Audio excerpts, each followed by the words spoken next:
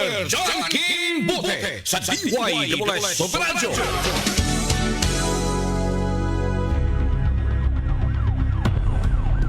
Paspas ang dagang saknaan, minunot usab ang pagitib sa mga balita. Way huno nga mga personahe sa News and Public Affairs Department sa paghagpas sa mga balita ikan sa pagkaumol nini ngadto na sa labing uwahing kalambuan sa balita ug paghatod ini kaninyo pinaagi sa Double S News Roundup. Double S News Roundup ang hiniusap paghatod sa balita karon ug kalambuan nini dinhi sa Double S News Roundup.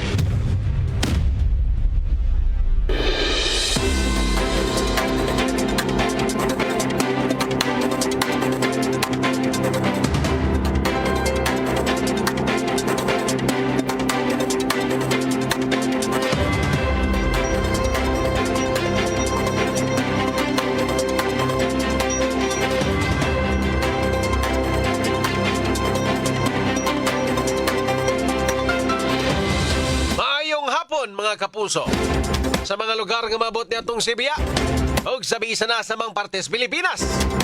Welcome diri sa laing edisyon ng atong tulumanon, inyong tulumanon mga kapuso, ang Double S News Roundup. Adlaw karon nga Biyernes, Oktubre 31, 2025. Mga kapuso, kami mag-ubanas pagtuki ang mga dagkong isu sa lokal, national ug international. Super Radio, Super Radio.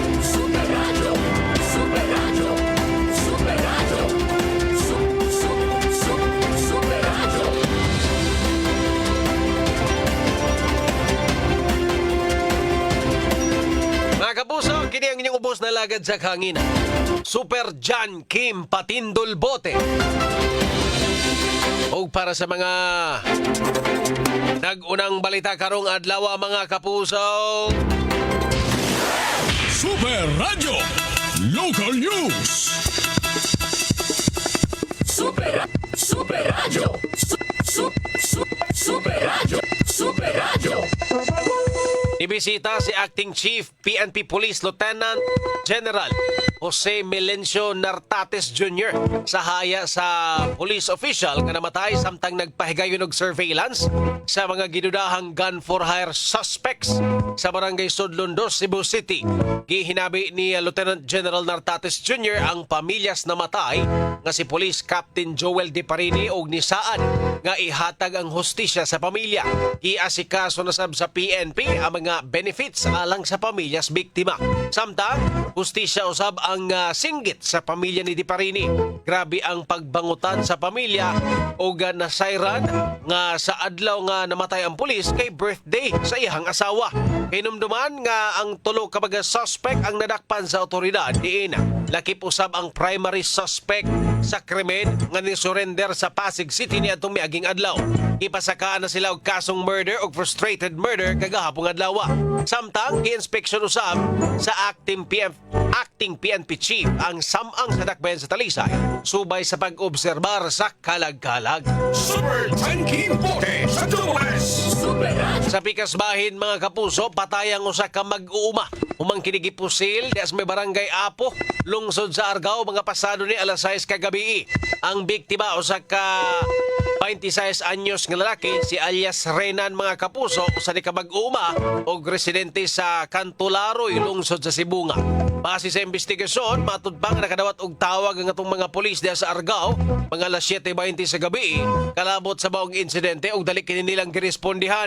Pag-abot nila sa maong lugar, patay na. Ug wala na kinabuhi ang biktima nga naligo na sa kaugalingong dugo, nagbuyod daplins karsada. Sa pagkakaroon, padayon pa ang investigasyon sa atong kapulisan sa maong krimen aron sa pag-ila kung kinsa ang suspect sa maong pagpamusil, ingon man ang motibo ni ini. Super Junkie Bote sa DWS. Super Radio. Double S News Roundup.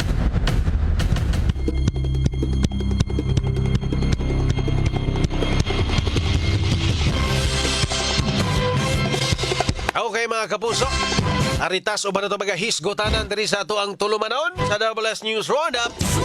Cebu City Government nagpahinumdum sa tanan nga magpabiling luwas o Huna-hunaon karong bispera sa adlaw sa mga Santos ug sa mga Kalaga.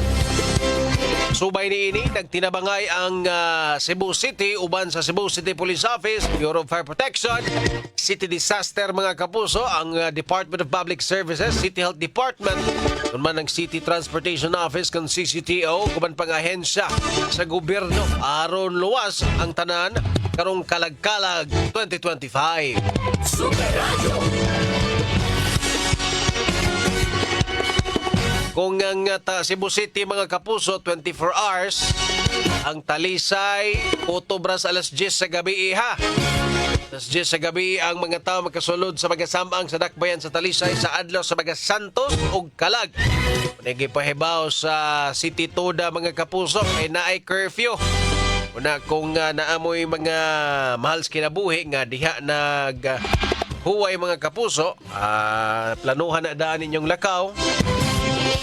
Sayo mo. Sayo na lang mong adto para di po mo mapiit sa traffic.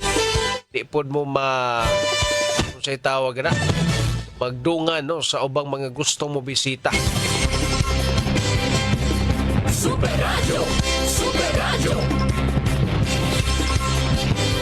Super Radio.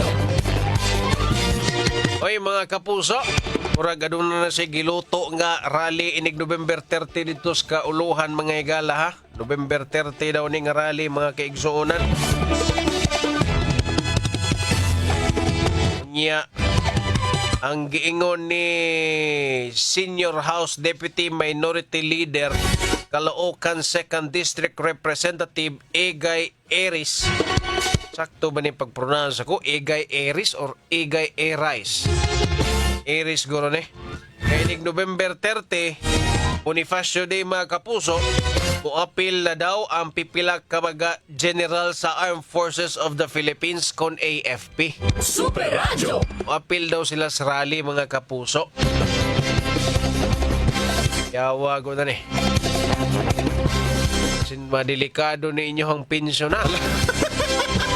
Wabita kabaw aning administrasyon. Hinay lang mo mga sir. Maabot ra lagi na ilang adlaw. So, kung muapil ning ang kining mga armed forces or mga general, mga retired general sa Armed Forces of the Philippines, then sila mismo nakakita na gyud. Awa nagklaro ni. Pikas bahin mga kapuso, ang mga sakyanan no, sa mga diskaya mga igala ipa-auction naman daw ni. May giingon sa Bureau of Customs mga igala, ipa-auction na ning mga luxury cars sa mga diskayas. Pwede na bang nindutan ni apil ni katong naipayong. Pa-reserve ng naipayong. Liwas na lang, liwas kay may budget. Ay, nako. Matod pa sa Bureau of Customs mga igala, BOC. Kailangan siguraduhon nga naagyoy si tawag na transparent sila sa auction. Nya mag-live streaming November 15.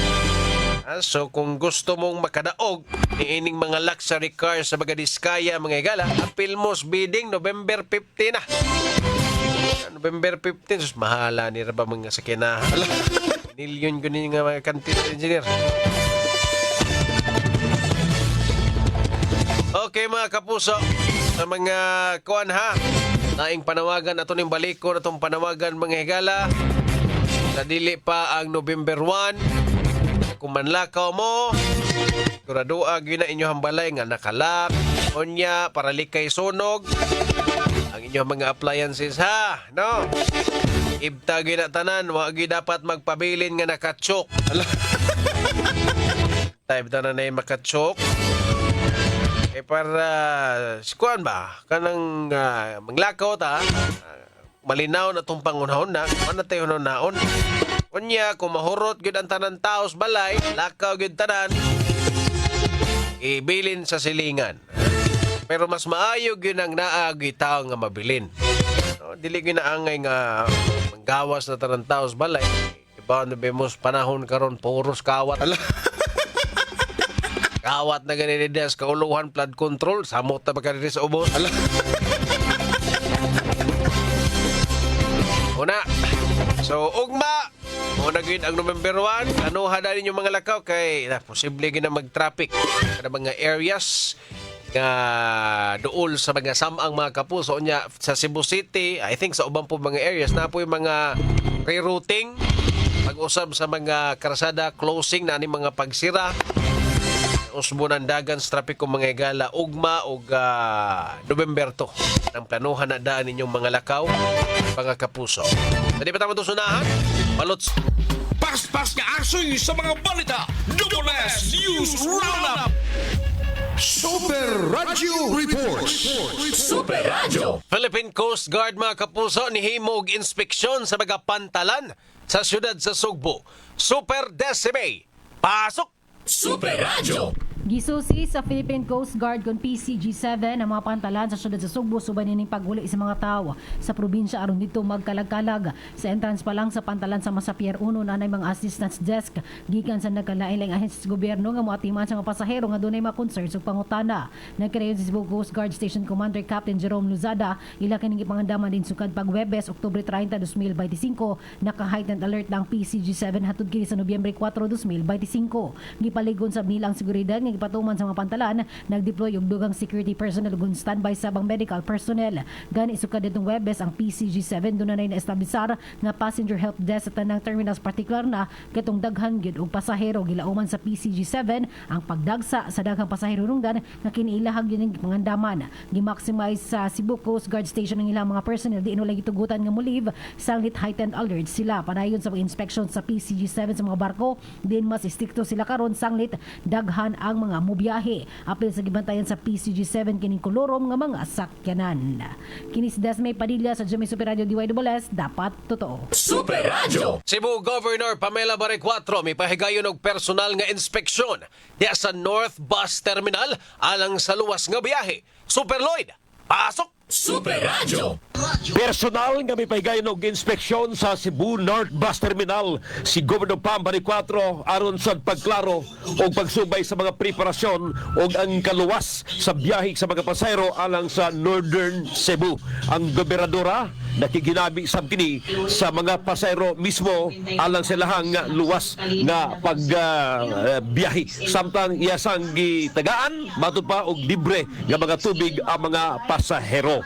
Kini si Lloyd Suarez sa Jimmy Super Radio DYSS, dapat totoo. Super Radio. Super Radio. Super Radio. Daghang salamat, Super Decime Padilla ug Super Lloyd Suarez sa inyuhang mga reports. Super Radio Weather News.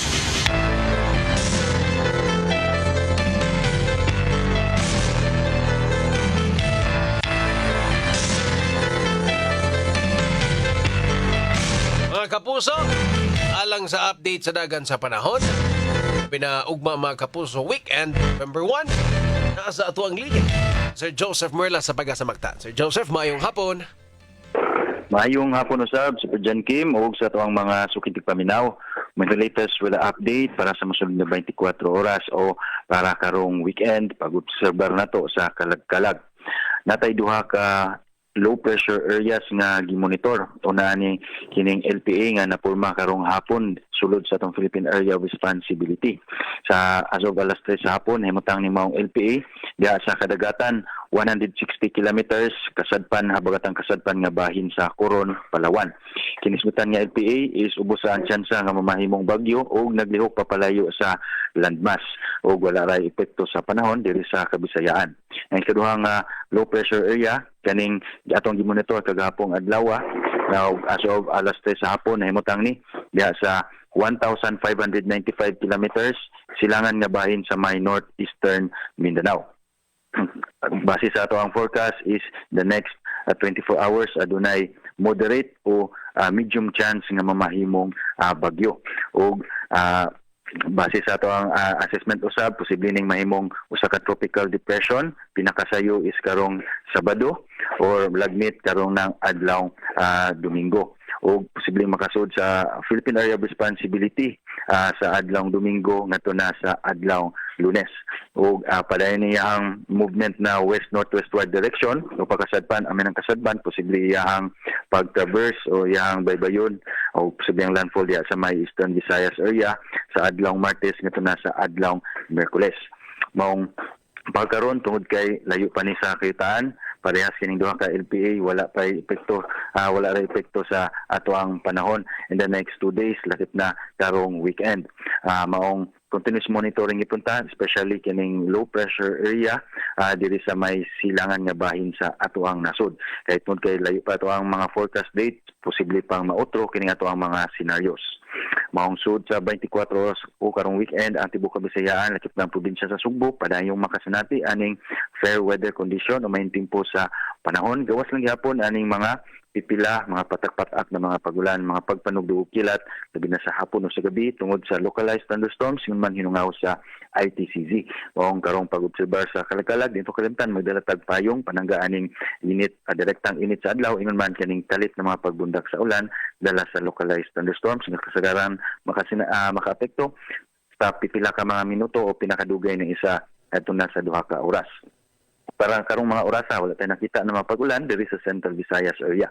Kantang sa atong hangin ug kadagatan ang tibuok Visayas adunay hinay ngadto sa kasarangan nga hangin nga gikan sa habagatang kasadpan ngadto na sa habagatang silangan ug atong kadagatan adunay malinawon ngadto sa kasarangan nga mga pagbalod. Sa Cebu atong dagat mo taob ni sa alas 6:21 ugma sa buntag nagilawmon nga 1.2 meters ug mohunas sa alas 2:18 ugma sa hapon nga nagimabon nga 0.3 meters. Atong temperatura 26 to 31 degrees Celsius ug atong haring adlaw ni salop kagani ng alas 5:21 sa hapon ug musubang ugma sa alas 5:35 sa buntag. Ug maron latest diri sa buhatan sa pagasamaktahan Visayas do Este, si Joseph Merlas, maayong gabi. Mga kapuso, ang update sa dagan sa panahon pinagi ni Sir Joseph Merla sa pagasamagtaan mo'y nagtapos sa first portion ng atong tulumanon sa Dabalas News Roundup. Sa di pa tayo matusunan mga kapuso. Ikas tinubdan sa mga balita hangtod sa paghatod sa balita. Labas ang ulan ninyo kining madungog dinhi sa Dabalas News Roundup. Okay mga kapuso, balik na diri sa to ang tulumanon sa Dabalas News Roundup. Sige hapon, kini ang inyong ubos na lagad sa kahanginan. Super John Kim Patindol Bote mga kapuso. Super Radio. Na maglangan, arita sa ito mga hisgotanan.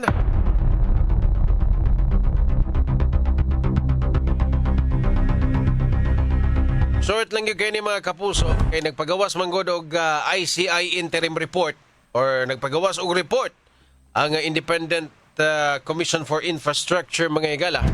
Ilabot sa nahitabo nilang investigasyon, no? Mga kapuso nga dugay na tong gipaabot mga kaigsuonan. Kay purbida ila man ning taguon ilang investigasyon. No? Karon nagpagawa sa sila report mga igala ato lang ning i-summarize, no? Unahon tani ang kalabutan ni Bossing Henry Alcantara sa DPWH mga kapuso. Sa statement ni Henry Alcantara mga higala, iyang gitudlo si Bossing Saldico nga maoy proponent sa 35 billion pesos nga flood control project. More or less kapin sa 400 kabaga flood control nga nagkantidad og 35 billion pesos si Saldico ang utok. Or mo'y nagduso. Unya, kada project, magpadala daog advance payment si Bossing Henry Alcantara kangko. Kada proyekto. So if na ay 400 kapin nga proyekto, nya 35 billion pesos, nya ito butang 20 to 25%, automatic bilyonaryo. No wonder nga naani napulo kabok eroplano. Unya, si Bryce, mga kapuso, base sa ICI interim report, si Bryce Hernandez, kinitong DPWH nga tisoy insect, nga siya kuno'y mag-andam sa mga kinahon nga kwarta sa maleta, mga kapuso, kwartas maleta. Unya, sa iyang statement, last delivery niya, balay daw dito, exclusive house sa Pasig. Diin, pag-abot niya dito, kuno'y mga kabtangan, way butang, way mga appliances uron sa pabagana kay ang maumbalay sa Pasig nga exclusive gigamit lang imbakan butanganan sa kwarta iyahang nakita, puro ra kuno maleta. Ya kada malita ba mga kapuso, 20 to 30 or 30 to 50 million pesos ang sulod. So pag abot ng price dito, biha, wala may appliances, way sopa, way bisan unsa, puro maleta. No wonder na po kabuk eroplano ani.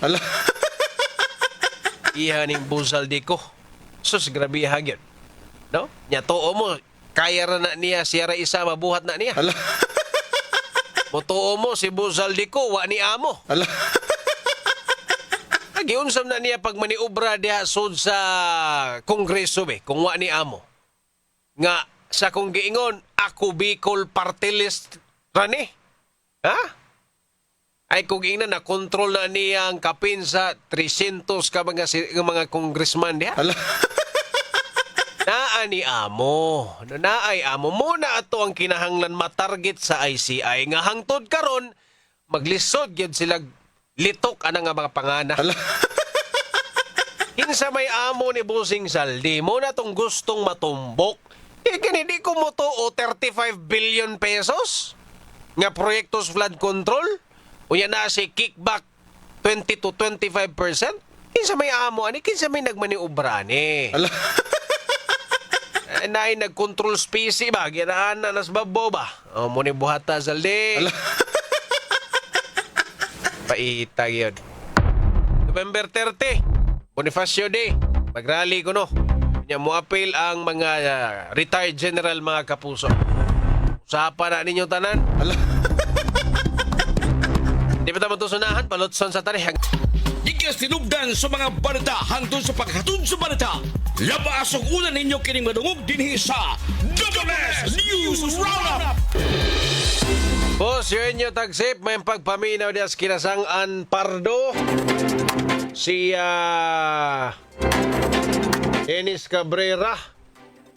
Shout out nila Rizal de RJ ug sa mga Cabrera family ug Goles ug Cuscus family naminaw karon mga oras buhol may pagpaminaw ya Maria Luisa Saras pagpaminaw Elcarda Basolo pero dyan ICI sa liko ra gyud ilahang maimbestigaran si Romualdez wa gyud libat sila ng pangana Boss Belgar. Boss Frank Oga, Zaldi Cora ilang gihatagan niya si Martin nagpabuta-buta lang or nagpakabungol. Invisibles Martin para sa ilaha Boss Frank. Lin Abar yan si Pelita Pancho. Lagi sunod-sunod ang brand out pero nabalik raman sa dinoon dahil pero nagsugod na sa Minganilla. Boss Beling Kahis, maing hapon, Augusto Marfito, unya, naminaw ang puok barangay hall nato, engineer. Pagpaminaw, puok, asam ni nga puok, talisay, ne? Pagtalisay, pagpaminaw sa taga barangay hall das puok. Unya, Annabel Lingkodo Gonzales. Ya, akong idol, si Jai Jai Ampuon. Si Ma'am Matilos Evelyn Makapuso. Monter Jojo Ligwis sa late may pagpaminaw sa may wanagitigong oras diri sa tuang tulumanon sa WS News Roundup. Sa gihapon, kini ang inyong ubos na lagad sa kahanginan Super John Kim Patindol Bote at tangi ang 24 oras mo sunod na. Maayong gabi mga kapuso, dagang salamat mga kapuso, dapat totoo. Ang balita karon ug kalambuan sa mga balita ang naglangkog sa WS News Roundup.